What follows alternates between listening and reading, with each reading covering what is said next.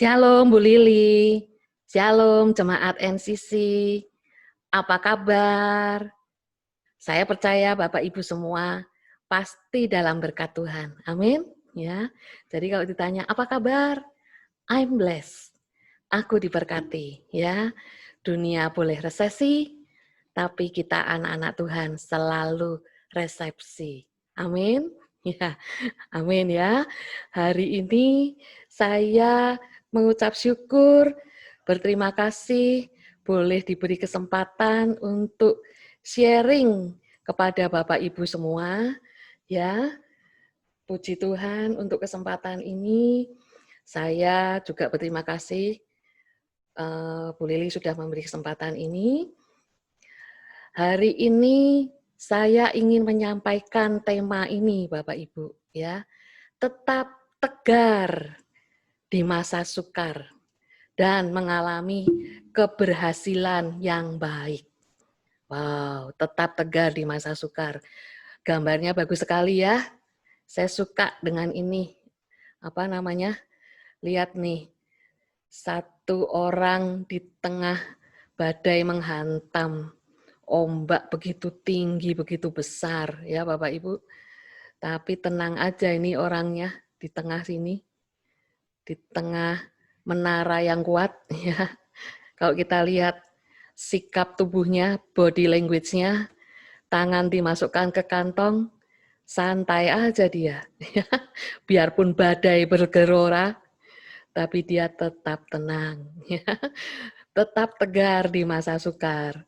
Bapak Ibu, dunia memang sedang mengalami masa sukar sekarang ini. Tahun 2020 ya, seluruh dunia mengalami masa sukar. Tapi percayalah Bapak Ibu, dari sejak zaman dulu kita sudah mendengar perkataan-perkataan seperti itu. Ya. Keadaan tambah sulit. Ini zaman sulit. Aturan pajak tambah sulit. Semua sulit. Ya. Di mana-mana usaha bangkrut. Banyak pengangguran. Resesi. Terus-terusan kita dengar Bapak Ibu, dari tahun berapa? Dari sejak saya kecil, tahun 70-an sudah sering dengar itu. Tahun 60-an pastinya juga begitu ya, apalagi tahun 60-an tuh ada PKI gitu kan, pemberontakan PKI. Tahun 70-an waktu masa saya kecil, saya sering dengar orang tua ngomong begitu. 80-an iya, 90-an iya. Milenium baru tahun 2000 sampai sekarang, orang ngomong hal yang sama. Semua sama, nggak ada yang berubah. Salomo ngomong di Pengkhotbah 1 ayat 10, adakah sesuatu yang dapat dikatakan, lihatlah ini baru, tapi itu sudah ada dulu, lama sebelum kita ada. Salomo ngomong begitu, yang sekarang ada, dulu sudah ada. Pandemi seperti COVID-19 ini juga bukan hal yang baru Bapak Ibu. Sepanjang sejarah manusia, sudah banyak terjadi pandemi yang bukan hanya memakan korban, banyak korban jiwa, tapi juga mematikan perekonomian, bahkan melemahkan bangsa. Mungkin Bapak Ibu ngomong, tapi Bu, kan nggak sampai menyerang ratusan negara seperti sekarang. Ya betul, karena transportasi sekarang lebih maju, betul Bapak Ibu? Mobilitas orang antar negara lebih mudah dan lebih cepat ya dengan fasilitas transportasi yang maju. Bahkan sekarang juga pesawat lebih murah dibandingkan dulu-dulu, begitu ya Bu, ya Bapak Ibu. Ya, mungkin Bapak Ibu juga ngomong begini, tapi Bu, efeknya nggak mengerikan seperti sekarang. Betul juga Bapak Ibu. Kenapa? Karena internet membuat dunia jadi terbuka. Kejadian yang terjadi di Amerika mungkin baru beberapa menit yang lalu, kita sudah bisa langsung tahu. Karena fasilitas internet itu. Itu bagusnya. Tapi akibatnya apa? Akibatnya ya kita juga jadi semakin mudah diserang ketakutan dan kecemasan. Betul ya Bapak Ibu ya? Nah coba nih, saya lihat-lihat searching, biasanya nggak pernah searching Bapak Ibu. nggak pernah lihat-lihat menyelidiki update corona kayak apa ya. Tapi karena mau sharing ini, saya coba lihat-lihat kayak apa sih pandemi dari sepanjang sejarah. Itu sudah ada sejak dulu kan saya ngomong ya. Kita coba lihat nih. Pandemi sepanjang sejarah manusia.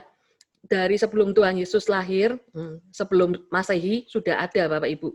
Tapi saya nggak akan paparkan karena tidak terdaftar, tidak terekod korbannya berapa. Jadi nggak usah lah ya. Yang setelah Tuhan Yesus lahir aja, setelah Masehi ya. Setelah Masehi Bapak Ibu, abad ke-6 ada namanya wabah Justinian. Diambil dari nama kaisarnya saat itu Justinianus pertama. Abad ke-6. Wabahnya apa? Wabah pes, Bapak Ibu. Berapa yang mati? 30 sampai 50 juta mati. Wow, mati loh, ini mati. Bukan terpapar ya. Sekarang istilah sekarang kan terpapar. Ini yang mati. Akibatnya apa? Kerajaan juga melemah. Ini kerajaan Bizantium, Bapak Ibu. Perekonomian hancur, kerajaan juga melemah ya. Yang kedua, Bapak Ibu, namanya Black Death. Waduh. Udah dead, black lagi ya. Black Death itu terjadi di abad ke-14, 1347 sampai 1351. Itu wabahnya sama, wabah pes. Dan ini melanda seluruh Eropa. Hampir lenyap itu Eropa. Ya, 25 juta orang mati. Katanya 60% dari seluruh Eropa saat itu. Bapak Ibu boleh search nanti di internet. Ya. Setelah itu nyambung. Abad ke-15 ada cacar. Abad ke-15 kan orang Amerika karena Columbus menjelajah dunia, ya, menemukan benua Amerika. Nah, dia juga membawa, jadi orang Eropa pada hijrah ya, pada pergi ke Amerika, termasuk membawa penyakitnya, penyakit cacar, Bapak Ibu. Yang mengakibatkan apa? 20 juta orang mati, orang Amerika. Dan 20 juta itu adalah 90% populasi Amerika saat itu. Wow, 90%, bayangin 90% populasi mati semua. Ya. Kalau abad modern gimana? Abad modern kita lihat SARS tahun 2003. Itu menyebar ke 26 negara. Ya.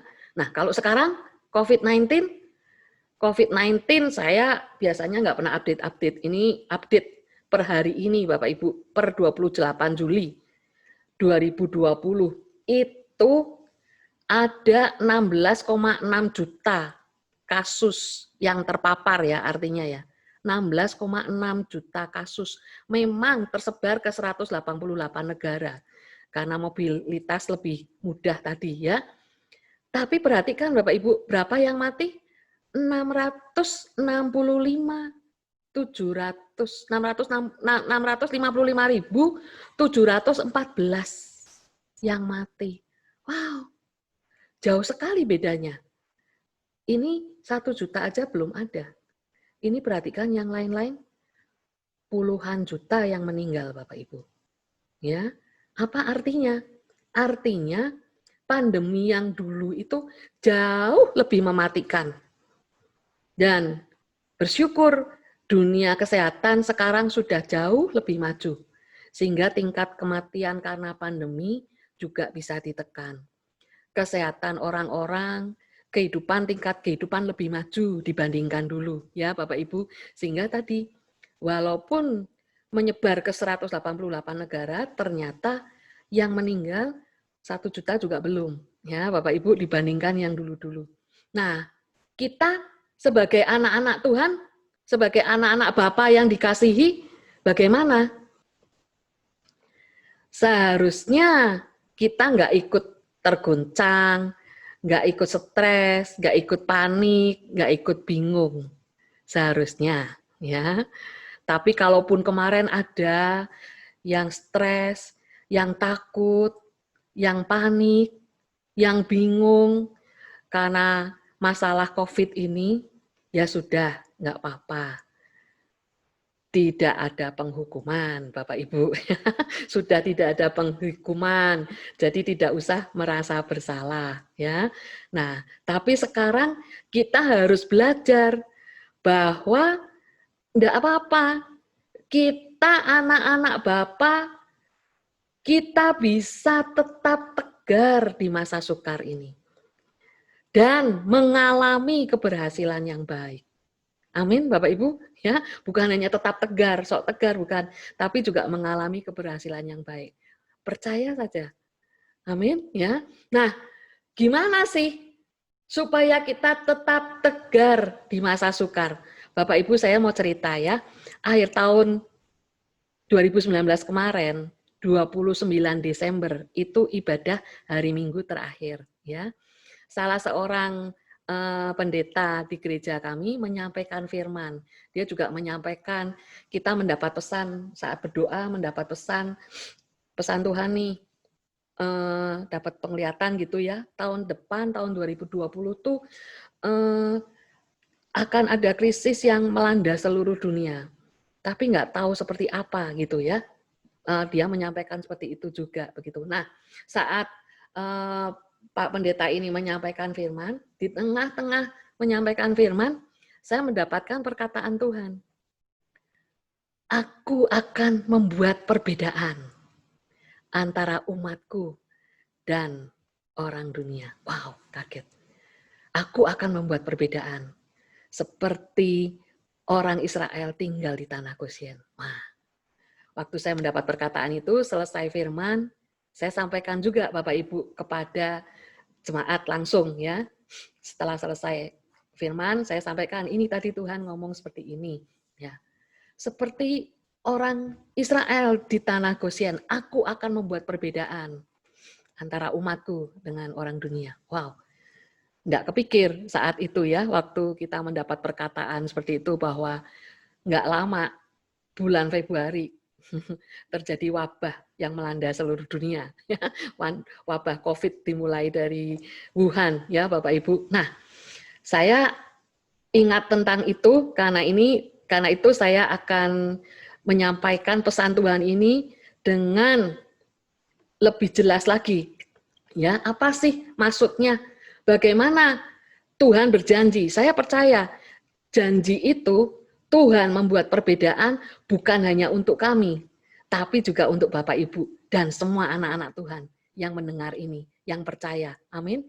Bahwa Tuhan berkata, aku akan membuat perbedaan antara umatku dengan orang dunia, supaya mereka tahu ada Tuhan. Amin. Ya, seperti bangsa Israel saat itu tinggal di Gosyen. Karena itu Bapak Ibu, bagaimana supaya kita tetap tegar di masa sukar? Yang pertama, kita tinggal di Gosyen. Nah, Gosyen. Gosyen di mana? Gosyen itu di sini Bapak Ibu. Kalau kita lihat tuh, Gosyen itu di Mesir, di daerah Mesir, ya ini Gosyen. Tanah yang terbaik karena di dekat Sungai Nil, delta Sungai Nil, tanah yang paling subur, tanah yang terbaik, ya. Nah, artinya apa sih tinggal di Gosyen? Artinya apa? Yang pertama, arti tinggal di Gosyen. Artinya apa? Kita dipisahkan dari Mesir. Ya, saat itu bangsa Israel dipisahkan dari Mesir. Loh, Bu, kan Gosyen ada di Mesir. Kok dipisahkan dari Mesir? Ya, kita lihat, walaupun Gosyen ada di Mesir, tapi mereka terpisah dari orang Mesir, Bapak Ibu. Kita lihat dari Kejadian 46 ayat 34. Di situ Yusuf kasih tahu ke saudara-saudaranya, nanti kalau kamu ditanya sama Firaun, pekerjaanmu apa? Nah, terus Yusuf ngomong begini, maka jawablah, hamba-hambamu ini pemelihara ternak dari sejak kecil sampai sekarang, baik kami maupun nenek moyang kami, dengan maksud supaya kamu boleh diam di tanah Gosyen. Yusuf ngomong begitu, ya, supaya kamu boleh tinggal di tanah Gosyen. Sebab segala gembala kambing domba adalah suatu kekejian bagi orang Mesir. Wow, kenapa? Karena ternyata pekerjaan sebagai gembala kambing domba, pokoknya segala Pokoknya pekerjaan mengembalakan itu suatu kekejian. Kekejian itu apa sih? Kekejian itu dalam bahasa Inggrisnya begini Bapak Ibu, abomination. Abomination itu artinya sesuatu yang sangat dibenci. Jadi orang Mesir sangat benci pekerjaan menggembala ini, ya. Dan ada lagi disgusting. Disgusting itu apa? Menjijikkan. Jadi buat orang Mesir, pekerjaan menjadi gembala, kambing domba, sapi, lembu gitu ya, itu hal yang menjijikkan. Jadi mereka nggak mau deket-deket. Nah, karena itu mereka tinggalnya terpisah. Walaupun di Mesir terpisah sendiri. Dan bahkan dikasih tanah Goshen. Itu tanah yang paling subur. Fir'aun sangat menghormati Yusuf yang menyelamatkan bangsa Mesir dan seluruh dunia. Makanya dia kasih tanah Goshen yang paling subur. Ya. Nah, artinya apa? Bapak Ibu tadi dipisahkan dari Mesir. Arti dipisahkan dari Mesir artinya kita tidak sama dengan dunia. Mesir itu lambang dunia. Artinya kita tidak pakai cara-cara dunia. Kita tidak pakai cara-cara orang kebanyakan. Bapak Ibu dalam pekerjaan Bapak Ibu, dalam bisnis Bapak Ibu, apapun ya, saya tidak tahu karena masing-masing bisnis berbeda, tapi prinsipnya sama ya, jangan pakai cara dunia. Orang ngomong Bapak Ibu ya, dari sejak dulu nih saya dengar mama papa saya juga ngomong, zaman sekarang itu ya kalau jujur malah hancur. Ya, saya sering dengar orang tua saya dulu ngomong gitu. Zaman sekarang zaman susah. Orang kalau jujur malah hancur. Tapi mama papa saya nggak mau ngikut-ngikut. Mereka berkata mending jadi orang jujur. Nama baik daripada namanya badek. Nah, sesuai firman Tuhan, ya. Nama baik jauh lebih berharga daripada emas dan perak. Orang jujur, orang dunia ngomong orang jujur hancur.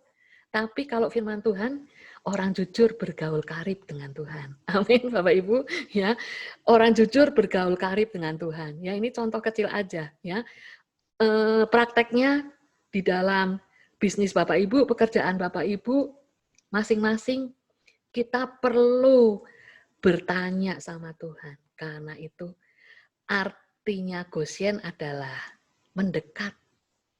Karena itu, karena kita tidak bisa mengandalkan pakai cara-cara kebanyakan yang dipakai orang, pakai cara-cara dunia. Satu-satunya cara kita mengandalkan Tuhan. Arti Goshen adalah mendekat.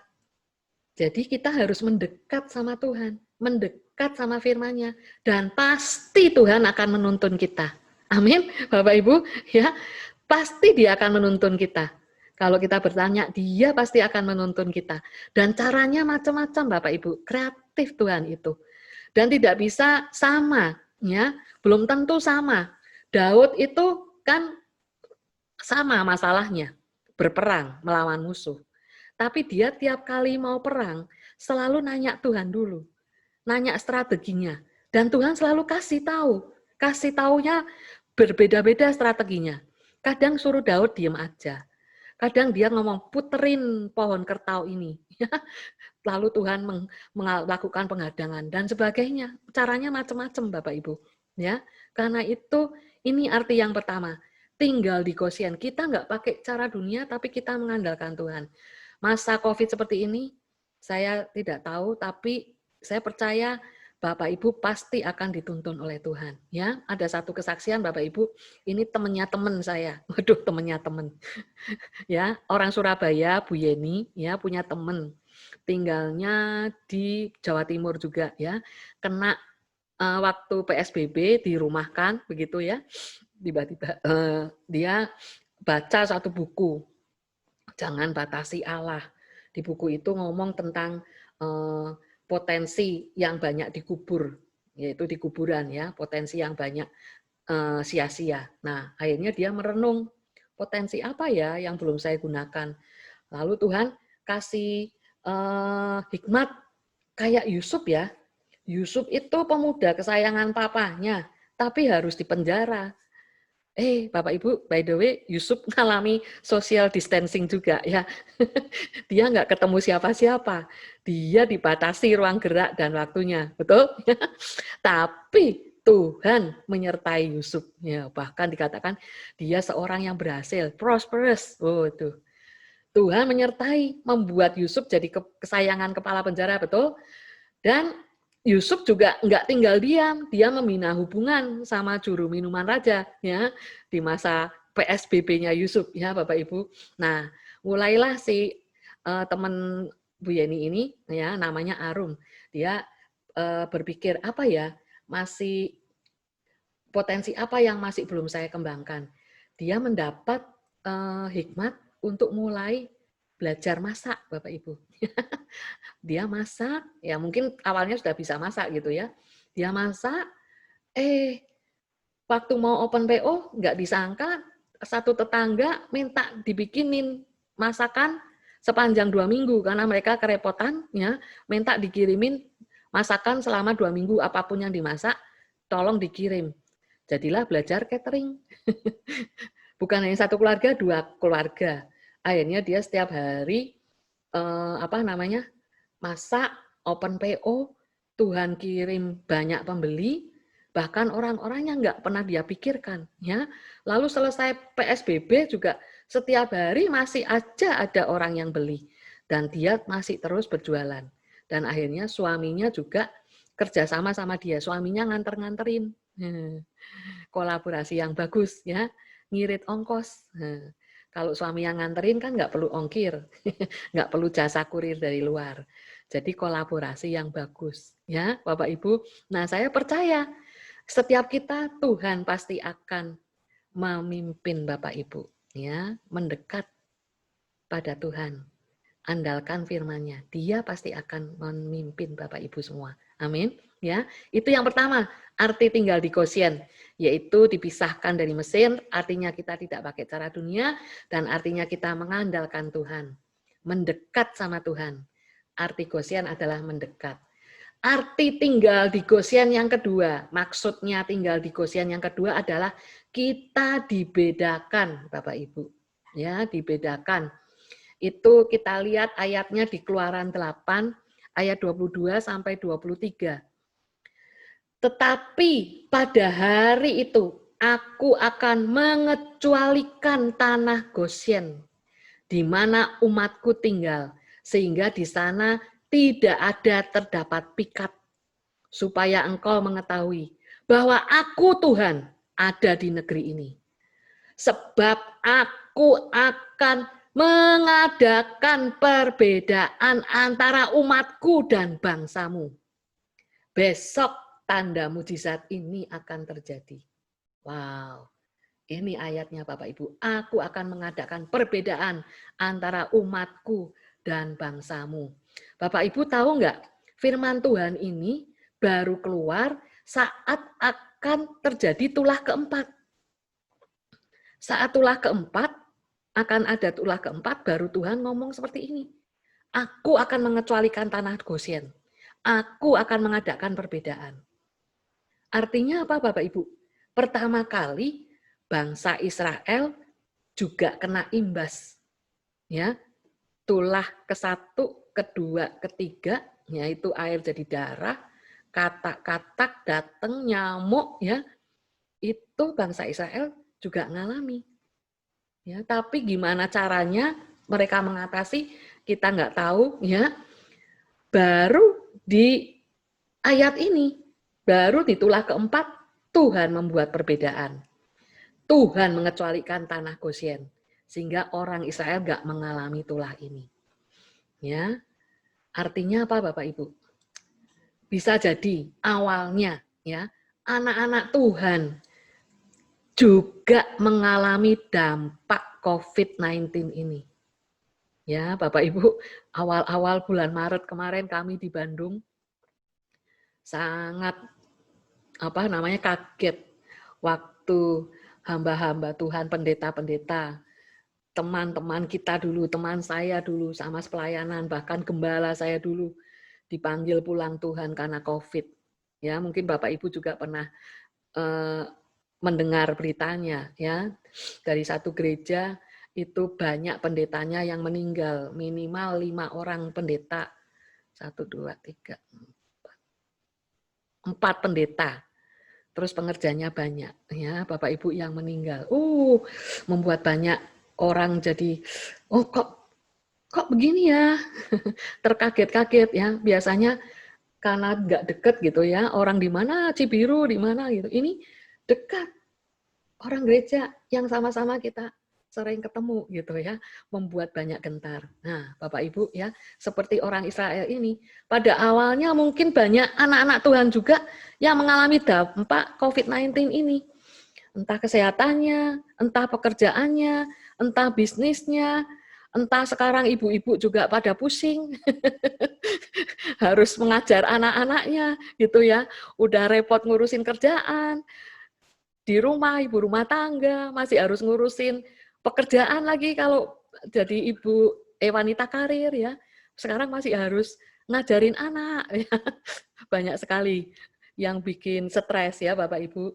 Tapi saya percaya ya, firman ini berkata, aku akan mengecualikan tanah Gosyen dan aku akan mengadakan perbedaan. Saya percaya ini pasti akan terjadi Bapak Ibu. Tujuannya untuk memuliakan Tuhan. Saya percaya tahun-tahun ke depan, 1, 2, 3 tahun ke depan, kita akan mulai mendengar kesaksian-kesaksian ini dari anak-anak Tuhan. Amin. Bagaimana Tuhan membuat keajaiban. Tuhan membuat perbedaan ya saat mengalami masa-masa sukar ini ya, karena kita punya pengharapan itu Bapak Ibu, amin ya, kita punya pengharapan, pasti Tuhan berjanji seperti ini, dia bukan manusia yang ingkar janji ya, kita bisa punya pengharapan ya. Ibrani 6 ayat 19-20 ngomong seperti ini, pengharapan itu adalah sauh yang kuat dan aman bagi jiwa kita, yang telah dilabuhkan sampai ke belakang tabir, di mana Yesus telah masuk sebagai perintis bagi kita.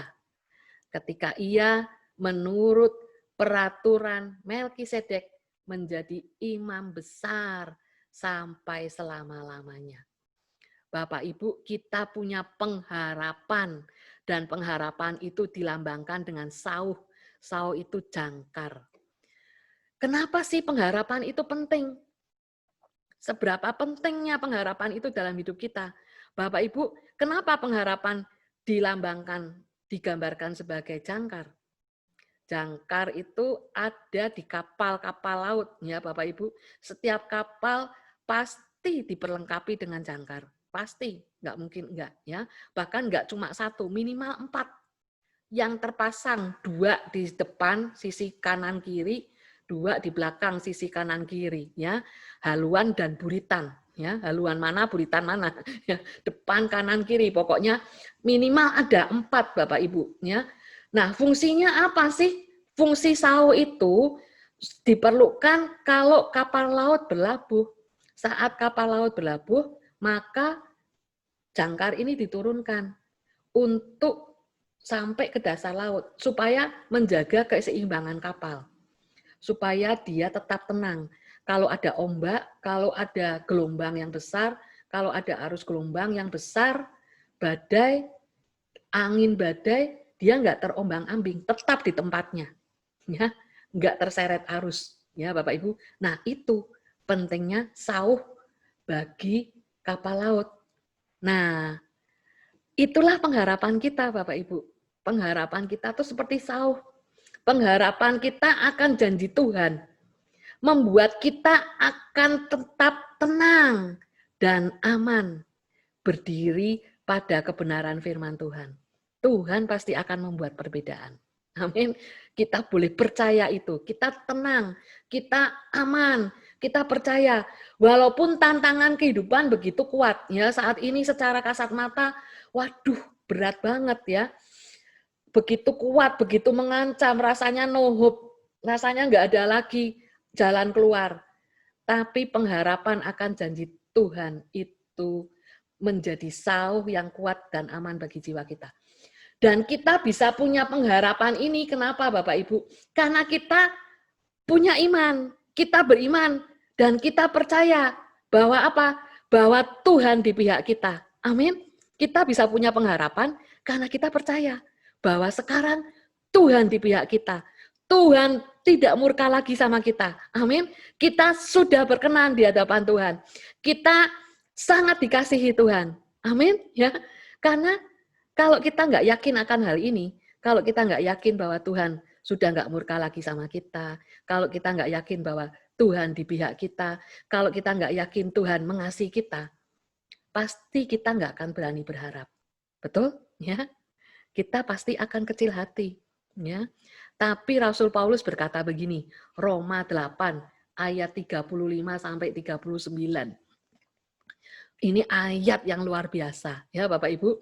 Siapakah yang akan memisahkan kita dari kasih Kristus? Ya, penindasan.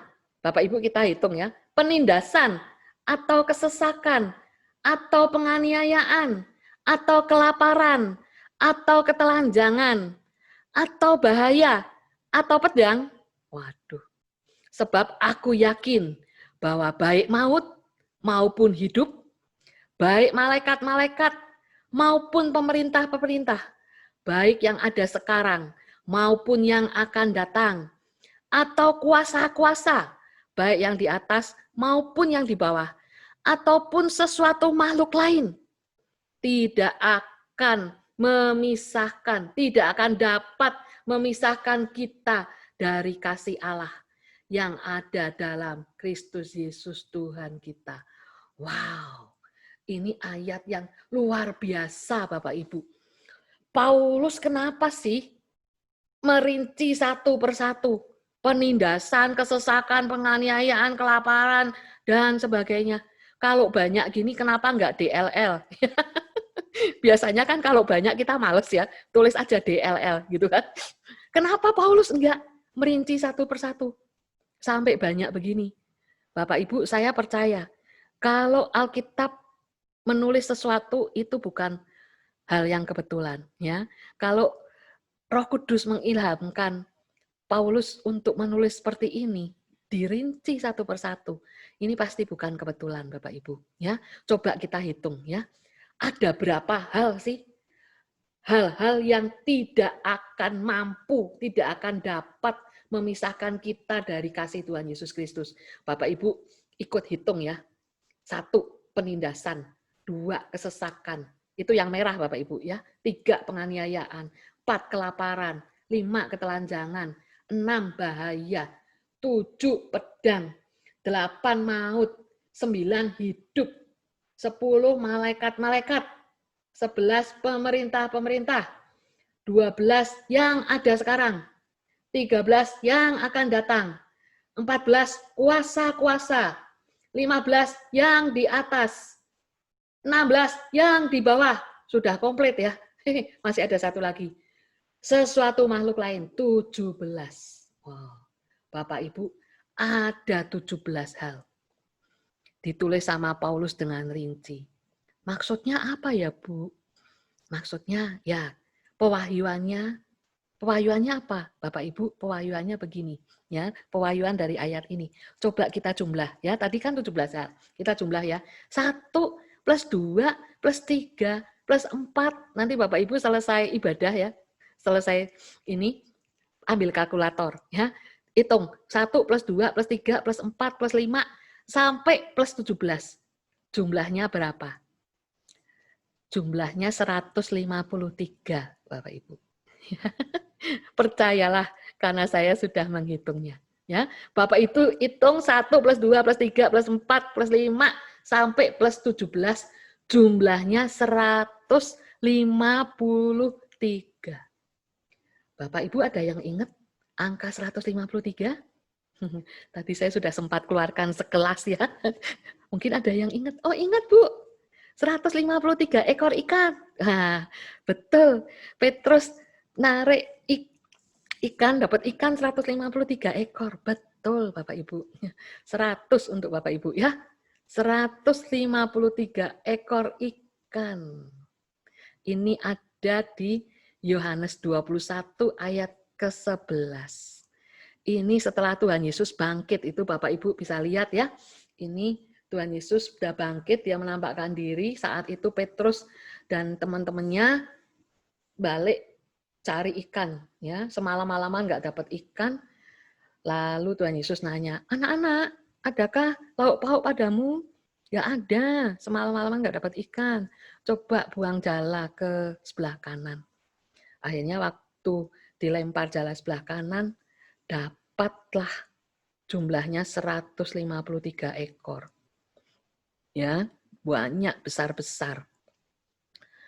Petrus lihat Tuhan Yesus, dia langsung pakai baju, nyegur ke danau, menghampiri Tuhan. Ya, ayat 21, ayat 11, Yohanes 21, ayat yang 11, Simon Petrus naik ke perahu, lalu menghela jala itu ke darat. Penuh ikan-ikan besar, 153 ekor banyaknya. Dan sungguh pun sebanyak itu, jala itu tidak koyak. Bapak Ibu, ini pewahyuannya. 17 hal tadi, 17 masalah tadi, sekalipun datang menghajar seseorang anak Tuhan, dihajar dengan 17 masalah sekaligus bersamaan. Hidupnya tidak akan dihancurkan. Amin, Bapak Ibu. Sungguh pun sebanyak itu, jala itu tidak koyak. Amin. Ya, hidup anak-anak Tuhan tidak akan terkoyak. Sekalipun dihajar 17 masalah sekalipun, sekaligus datang bersamaan. Ya, kita bisa tetap tegak, berdiri tegak, dan berkata, jika Tuhan di pihak kita, jika Tuhan di pihakku, siapa yang lawan aku? Itu tadi Roma 8 ayat 35 sampai 39 kan Bapak Ibu. Ayat 31-nya, kenapa kita bisa menghadapi 17 hal tadi? Paulus, karena ayat 31-nya, karena Tuhan di pihak kita, nggak ada yang bisa melawan kita. Oh, ayat ini bagus sekali Bapak Ibu. Ya, bahasa Inggrisnya saya lebih suka. Ya, bahasa Inggrisnya begini. Roma 8 ayat 31. What then shall we say to these things? If God is for us, who can be against us? Wow, Bapak Ibu, God is for us. God is for us. Bapak Ibu renungkan, kalau ini kan Allah di pihak kita. Di pihak itu artinya sekarang nggak ngelawan kita, ada di pihak kita. Ya, ini tapi lebih bagus. God is for us. God is for me. God is for you. Bapak Ibu, coba baca pelan-pelan, renungkan pelan-pelan. Ya, renungkan, hayati. God is for me. God, bukan manusia. Kita di backup, dibela sama orang berpengaruh, jenderal aja kita sudah senang banget ya. Kita di backing sama orang yang berpengaruh aja udah wow, berbesar hati. Bapak Ibu ini God. Tuhan. Tuhan semesta alam. Tuhan pencipta langit dan bumi. Tuhan bala tentara. God is for you. God is for me. God is. God is. Is itu waktu sekarang, Bapak Ibu. Bukan nanti. Sekarang. Bapak Ibu, sekarang Tuhan ada di pihakmu. Amin. Sekarang Tuhan untukmu. Sekarang Tuhan sudah berkenan atasmu. Wow, dahsyat Bapak Ibu. Ayat ini kalau kita renungkan ya, bisa nangis sendiri. Ya, God is for me. God is for you. Amin, Bapak Ibu. Ya, Bapak Ibu dan saya adalah targetnya kasih Tuhan yang tak terbatas ini. Ya, siapapun mungkin ya ada anak Tuhan yang mengalami bisnisnya bangkrut. Mungkin ada yang mengalami ya sudah bisnisnya bangkrut, anaknya terlibat narkoba, harta bendanya ludes disita, rekan bisnisnya menipu, rekan bisnisnya menuntut dia, kartu kreditnya diblokir mungkin, asetnya disita bank, ditinggalin sahabat lama, ya. Gereja juga nggak membantu, pendetanya malah nyalah-nyalahin mungkin, ya. Anaknya lari dari rumah, wah udah gitu sakit pula, 17 masalah mungkin numpuk jadi satu. Adakah mungkin yang ngalami? Ya, itu pun kita bisa percaya Bapak Ibu. Ingat selalu saldo akhirnya 153. Sekalipun 17 masalah jadi satu, ingat saldo akhirnya 153. Itu 153 ekor ikan besar-besar banyak. Gede, itu bicara tentang berkat yang luar biasa. Besar. Amin, sampai nggak kuat nariknya. Ya. Amin Bapak Ibu. Amin, kita boleh percaya hal itu. Ya. Kenapa? Bisa terjadi sekalipun hal ini sepertinya tadinya masalah-masalah terjadi, ya, sepertinya tulah-tulah mungkin, kok tulah semua ya, sepertinya kutuk mungkin, ya, dunia sepertinya melempar lemon, tapi Tuhan bisa membuatnya jadi jus lemon. Amin Bapak Ibu ya. Ingat angka 17 tadi, ya, kenapa bisa terjadi hal itu? 17 hal masalah dirubah menjadi berkat. Karena pada hari ke-17 ada yang terjadi Bapak Ibu. Ya. Dalam bulan yang ke-7, Kejadian 8 ayat yang ke-4. Dalam bulan yang ke-7, pada hari yang ke-17 bulan itu, terkandaslah bahtera itu pada pegunungan Ararat. Bapak Ibu, bulan yang ke-7, hari yang ke-17, itu pada masa zaman Nuh, pada masa Tuhan Yesus hidup itu menjadi bulan pertama. Tadinya bulan ke-7 menjadi bulan pertama. Pada tanggal yang ke-17 bulan pertama, itu adalah sama dengan Tuhan Yesus mati di kayu salib. Ini luar biasa Bapak Ibu, bukan satu kebetulan. Bahtera Nuh terkandas di pegunungan Ararat pada hari yang ke-17 dalam bulan yang ke-7. Ke-17. Ini bersamaan dengan sama pada waktu Tuhan Yesus mati di kayu salib. Apa sih Ararat artinya? Ararat itu artinya the curse reverse. Kutuk yang diputar balik. Di kayu salib, kutuk diubah menjadi berkat bagi kita semua. Amin. Ya Bapak Ibu, karena itu kita boleh percaya, sekalipun ada 17 masalah sekaligus tadi, kita, Bapak Ibu dan saya, kita semua beristirahat di dalam Kristus. Dan semua masalah akan kandas. Amin. Akan selesai di tangan seseorang yang berteriak di atas kayu salib. Sudah selesai. Amin Bapak Ibu. The curse reverse. Ya. Kutuk diubah, diputar balik jadi berkat. Bapak Ibu kenal Donald Siombing? Ini pengalaman nyata. Mungkin nggak ada yang kenal ya Donald Siombing. Tapi kalau Mall Taman Anggrek, tahu kan? Yang di Jakarta. Kalau orang Surabaya yang pernah ke Jakarta, ya itu mall terkenal, Mall Taman Anggrek, ya. Nah, Donald Siombing ini yang membangun. Ceritanya bagaimana? Donald Siombing awalnya dia bekerja sangat giat ya di suatu perusahaan namanya kontraktor ya, PT Total Bangun Persada Bapak Ibu. Cukup tinggi ya jabatannya saat itu dan dia kerja keras luar biasa. Dia kerjanya berapa? 20 jam sehari dan tiap hari Bapak Ibu. Wow. Tapi suatu hari dia dipecat. Dipecat Bapak Ibu, ya, dipecat. Karena tuduhan melakukan hal yang tidak pantas. Padahal bukan dirinya. Wah.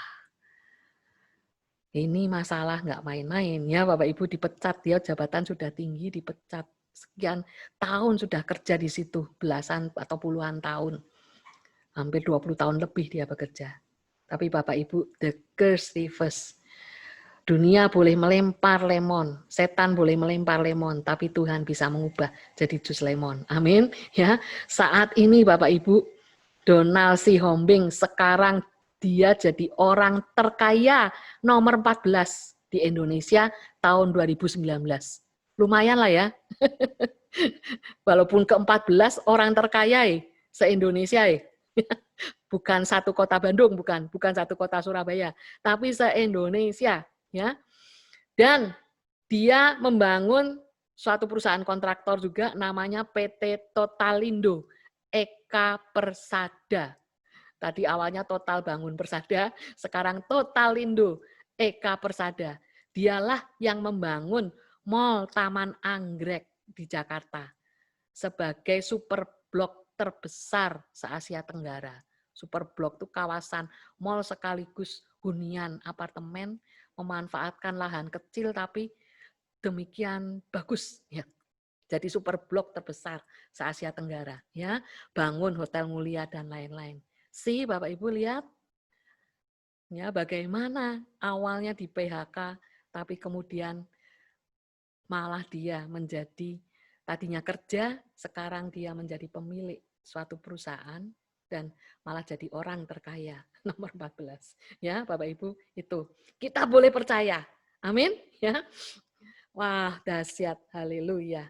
Tidak ada hal yang dapat memisahkan kita dari kasih Tuhan. Amin ya, Bapak Ibu ya.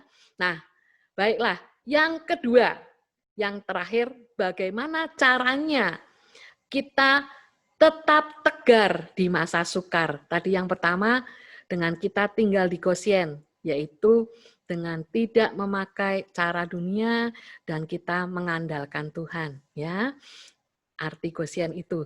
Yang kedua, bagaimana supaya tetap tegar di masa sukar? Mau nggak mau, Bapak Ibu, kita harus live by faith, not by sight. Kita harus hidup oleh iman, bukan oleh penglihatan, bukan melihat kenyataan. Kita harus jaga fokus kita sama Yesus dan firman-Nya, Bapak Ibu. Bukan lihat keadaan. Kalau lihat keadaan mungkin, waduh, no hope sama sekali. Mengerikan, menakutkan. Ya, sekarang kemana-mana beritanya, waduh, ini virus bisa menyebar. Apalagi kalau di ruangan tertutup. Ya, virusnya tuh kecil sekali. Nggak ada yang aman. Waduh, Bapak Ibu. Ya, itu baru masalah virus. Belum lagi yang bisnis yang pada mengalami kemandekan selama beberapa lama ini. Betul ya? Nah, tapi kita nggak melihat itu. Kita harus jaga fokus kita sama Yesus. Fokus pada Tuhan, bukan pada masalah.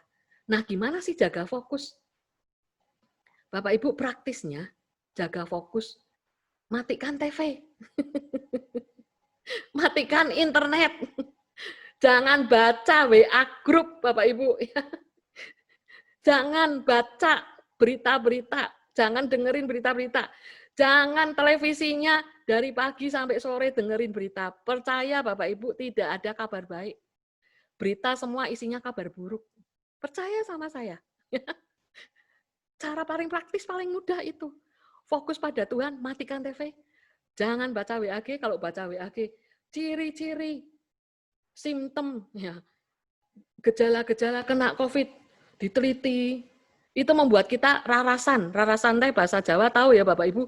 Dikit-dikit kalau demam, waduh, COVID bukan ya. Batuk dikit langsung, aduh. Saya nggak pernah baca itu Bapak Ibu, gejala-gejala apa segala macam, nggak mau saya. Saya percaya. Saya percaya pada Yesus. Perjamuan Tuhan tiap hari kok, masa nggak ada kuasanya sih? Saya fokus pada Yesus. Daripada Bapak Ibu nyalain televisi, mendengarkan berita, lebih baik switch aja. Dengerin YouTube, dengerin musik, dengerin pujian rohani. Pujian rohani, Bapak Ibu, membuat Bapak Ibu mata, nah, mata mungkin kalau lihat teksnya, telinga mendengarkan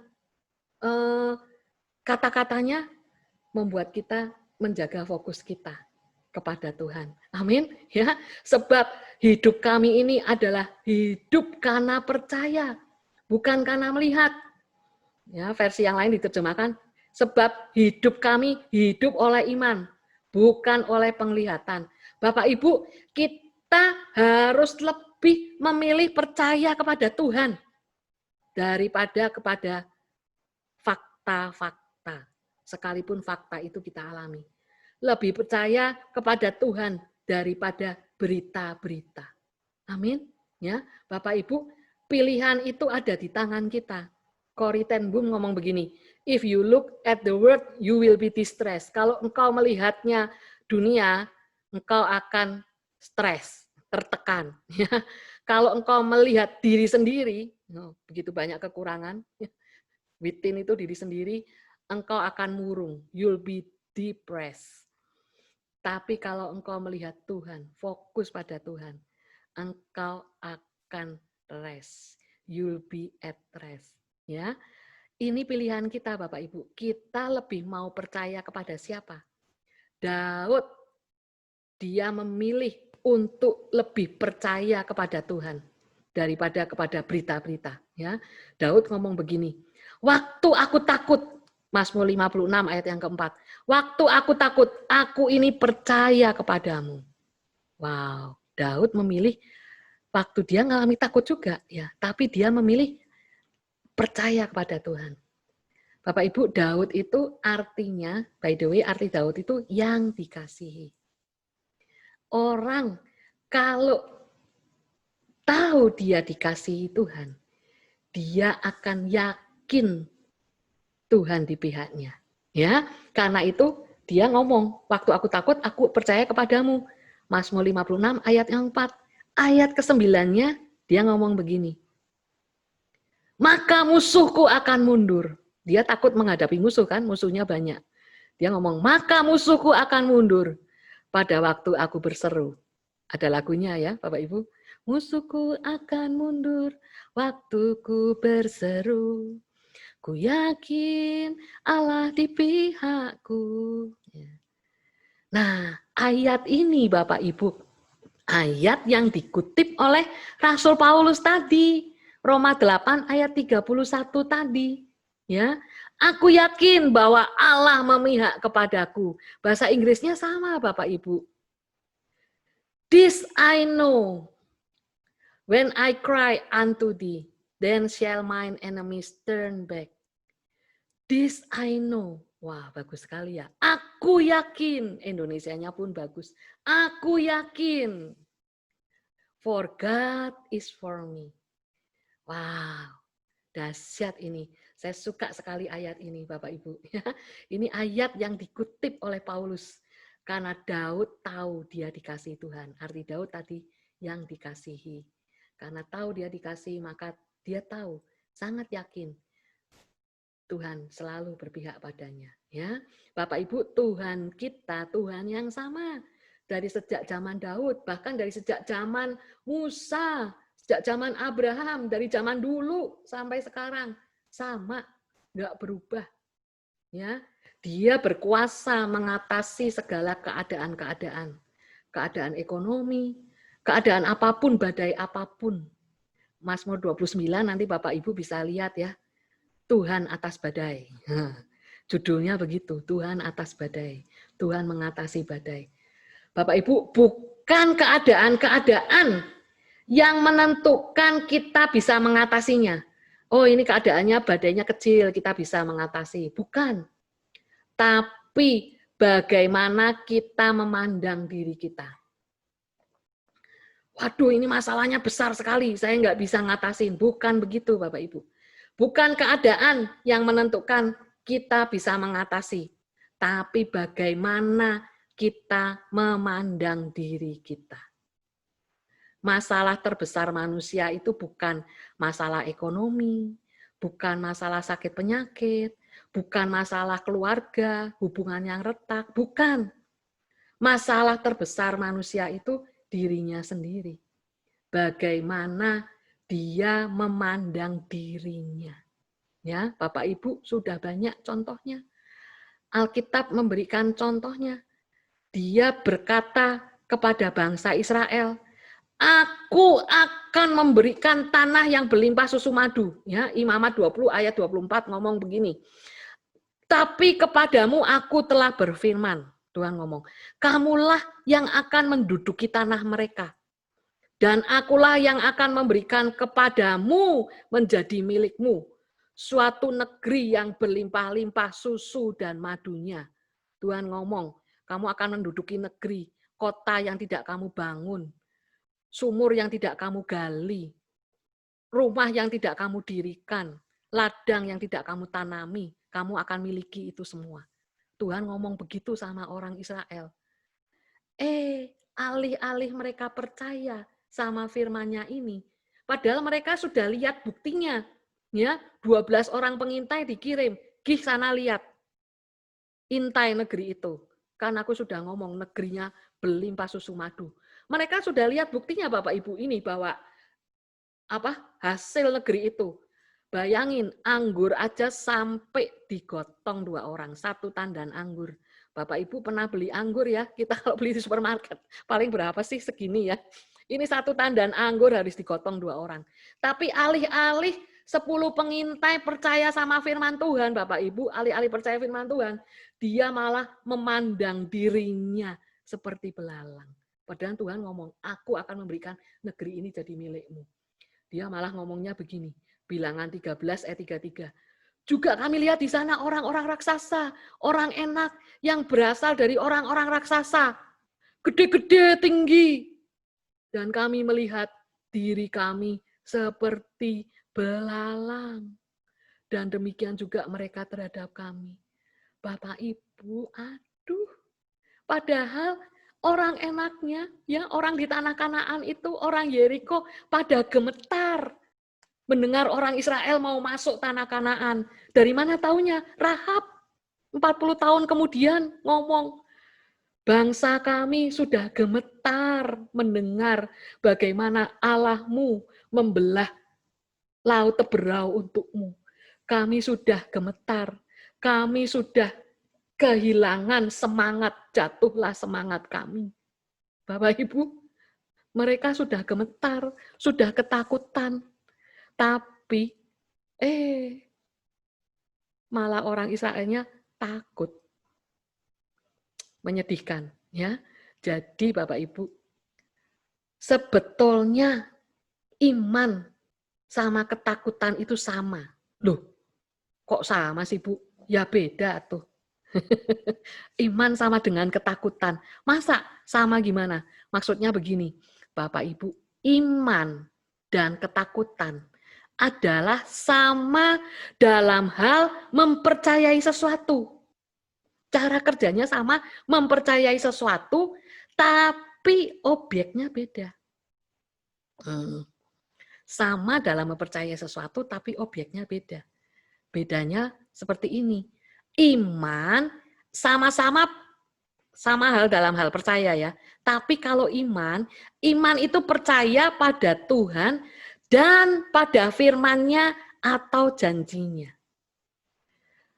Kalau ketakutan sama, tapi percaya pada iblis, pada pekerjaannya iblis, pada fakta, pada dunia. Nah, lebih baik kita memilih iman, percaya pada Tuhan, pada firman, pada janjinya. Amin Bapak Ibu. Karena kalau kita percayanya, kalau kita ketakutan, artinya kita percaya pada iblis, pada pekerjaan, pada fakta, pada dunia, pada apa yang kita hadapi saat ini. Ya, Ayub ngomong, apa yang aku takutkan, itu yang mendatangi aku. Ya. Karena terjadilah sesuai imanmu, percayamu. Kita percayanya percaya yang mana? Percaya pada Tuhan atau percaya pada fakta, pada iblis, pada pekerjaan iblis. Ya. Ketakutan dan khawatir pada prinsipnya cara bekerjanya sama, ya, hanya objeknya berbeda. Bapak Ibu tahu ini? Tahu Bu, McDonald. Ya, tapi ini bukan yang punya McDonald Bapak Ibu. Ini namanya Ray Kroc. Ya, Bapak ini yang ada muncul ini namanya Ray Kroc. Ya, McDonald itu didirikan tahun 40.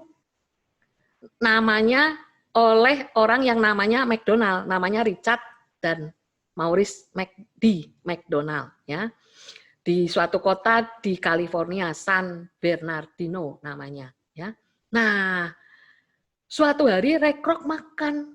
Waktu makan, wow, ini hamburger enak banget. Sayang kalau cuma di satu kota, ini harus tersebar di seluruh USA. Ray Kroc itu, Bapak Ibu, penjual blender milkshake.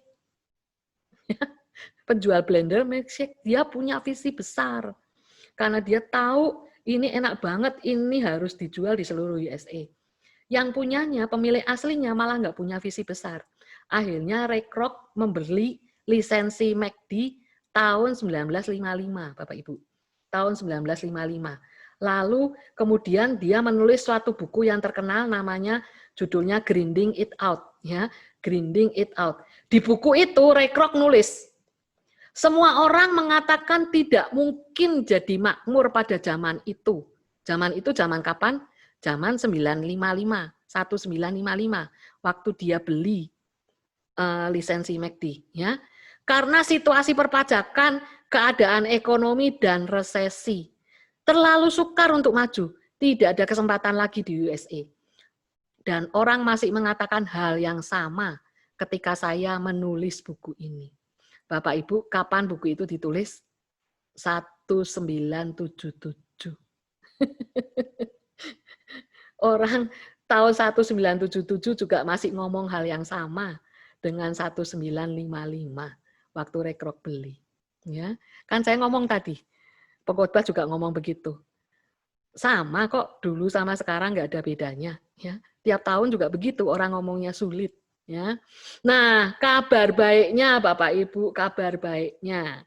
Walaupun dunia ngomong serba sulit, tambah sulit, dan sebagainya, kabar baiknya, kita sebagai orang percaya yang sudah ditebus oleh darahnya, kita memiliki kemurahan adikodrati. Amin. Adikodrati Tuhan. Kemurahan yang bukan karena kita layak menerimanya, bukan karena upaya kita juga, bukan karena usaha kita juga, yang membuat kita mengalami keberhasilan yang baik. Walaupun faktor-faktor alami atau kenyataan yang kita hadapi tidak menunjang atau mendukungnya. Amin, Bapak Ibu, kita memiliki kemurahan itu, ya. Seperti yang dialami oleh Ruth. Ruth itu lambang kita. Ruth itu adalah tipologi gereja saat ini, anak-anak Tuhan saat ini. Kita menerima itu. Kemurahan yang tidak layak. Bapak Ibu, kalau ada orang yang di dalam kriteria tidak memenuhi syarat untuk mendapat keberhasilan, itu adalah Ruth, Bapak Ibu. Gimana enggak? Ruth itu secara alami enggak punya syarat untuk bisa mendapat keberhasilan. Dia orang Moab, Bapak Ibu.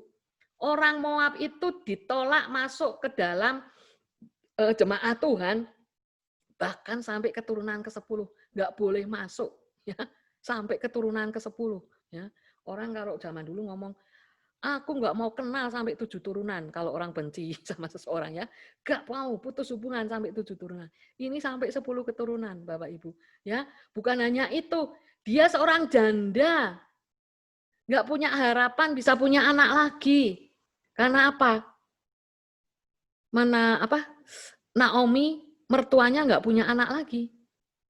Ya, saat itu adat Yahudi, kalau seseorang suami meninggal, maka istrinya menikah dengan saudara kandungnya untuk menegakkan pusaka dari keluarga itu. Ya, udah gitu menantu dari seorang tadi janda nggak punya anak, jandanya janda miskin lagi, yang sudah habis-habisan. Terus dia pulang ke kota kecil apa? Bethlehem. Bukan kota besar Yerusalem. Bapak Ibu, by the way, Bethlehem, ya, ada nubuatannya, Hai engkau Bethlehem Efrata, yang terkecil di antara Yehuda. Darimu akan terbit seorang pemimpin yang akan mengembalakan umatku. Bapak Ibu, kenapa Tuhan Yesus lahir di Bethlehem? Enggak di Yerusalem, kota yang besar. Ya, itu juga karena Tuhan suka pakai yang kecil, Bapak Ibu. Amin. Yang dipandang remeh. Hai engkau Bethlehem Efrata, yang terkecil di antara Yehuda. Yang dipandang remeh.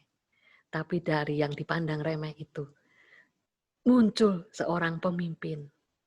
Amin. Ya, Tuhan suka pakai yang kecil, yang remeh. Nah, Ruth tetapi hatinya terpaut sama Jehovah Elohim, Allahnya orang Israel. Saya percaya pasti Naomi bercerita tentang Jehovah Elohim kepada Ruth ini, ya. Sehingga Ruth berkata, wow, ini Allah Jehovah Elohim dahsyat banget. Nggak ada Allah seperti dia yang pergi membebaskan umatnya, ya, yang buka laut teberau, yang menghalau bangsa-bangsa. Aku mau percaya kepada Allah seperti itu, ya. Sehingga Ruth memautkan hatinya pada Tuhan. Sehingga Ruth berkata begini, ya, dia ngomong begini sama Naomi saat Naomi ngomong, udah pulanglah Ruth, pulang ke bangsamu karena aku nggak punya anak lagi. Ruth ngomong, jangan suruh aku pulang Bu.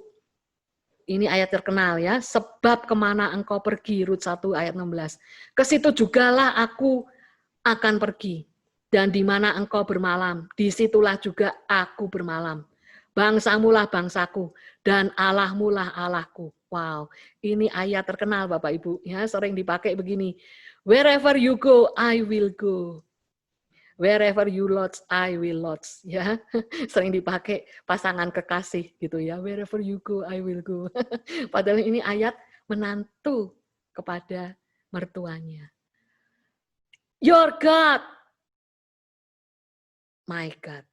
Your people shall be my people. Bapak Ibu, begitu Ruth berkata, Allahmu, Allahku.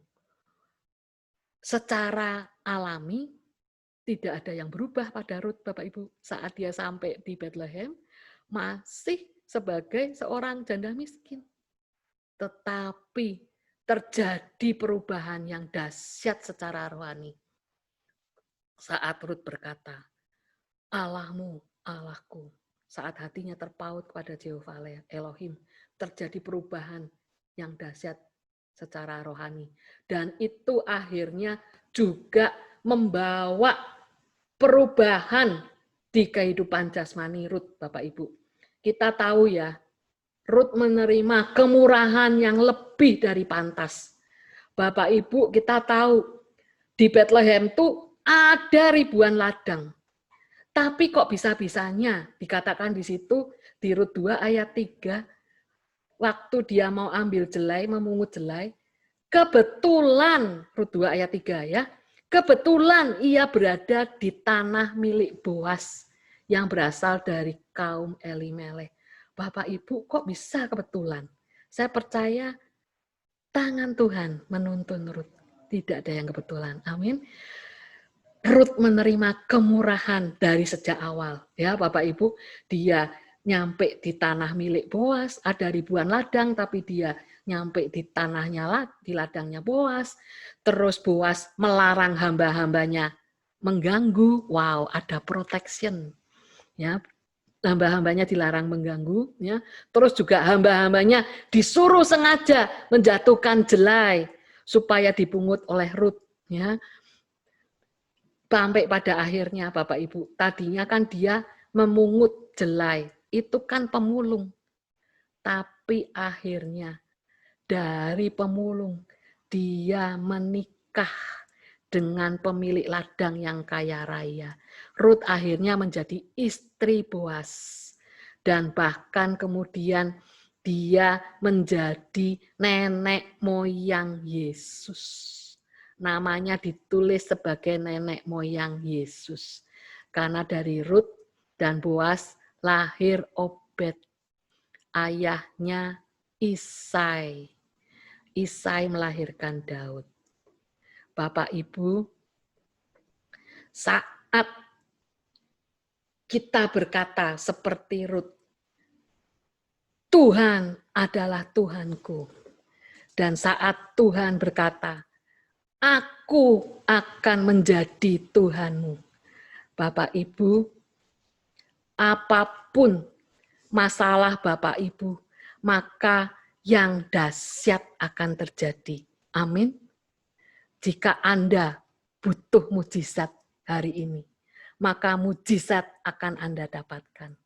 Amin. Jika ada laut yang luas menghadang jalan berkat Tuhan untuk Anda, itu berarti Tuhan akan membalah laut itu supaya berkat datang kepada Anda.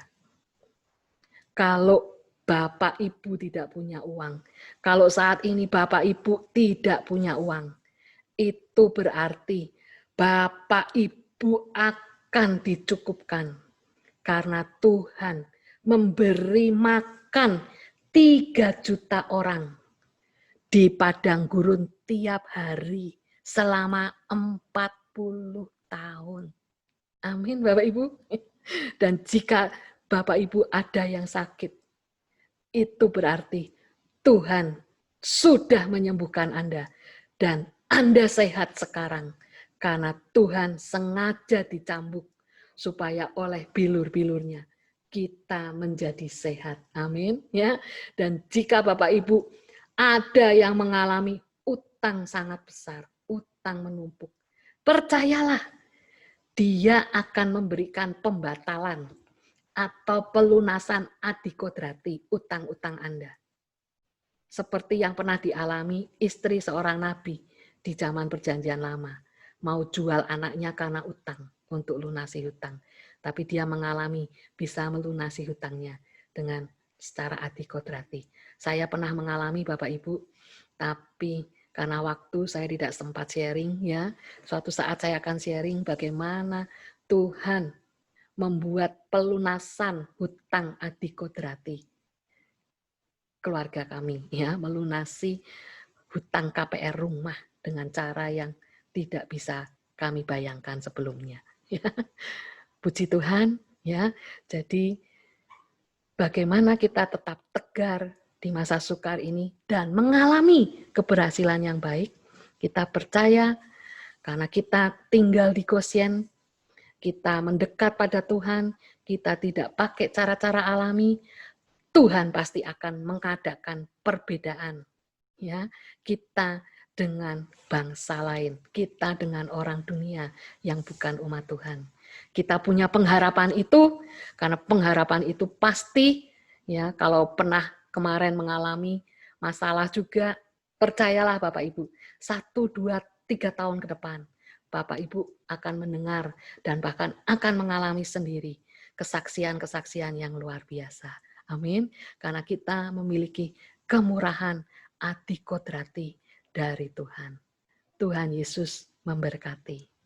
Haleluya.